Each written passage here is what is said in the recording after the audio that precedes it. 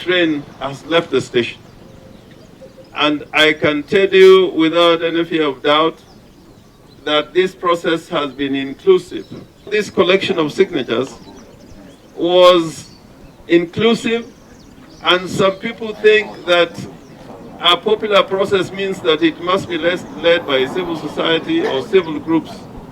It is called popular initiative because the process does not go through a parliamentary process. There is a distinction between a parliamentary process and a popular process which does not have to go through the parliamentary process.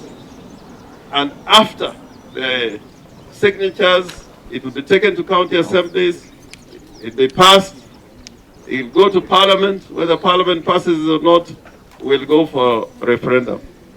Therefore, those who are carrying out rumors and misleading the public that this is not popular initiative, it is popular because of the kind of process it is going through. And that should be made very clear. Secondly, it is popular because signatures have been collected and are being collected all over the country. It is not going through Parliament. It's going through the people.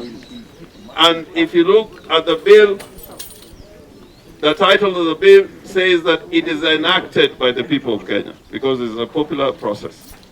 So I wanted to make that very clear so that the people who are trying to mislead people, they cease to mislead the people. They should just direct their attention to the content of the bill.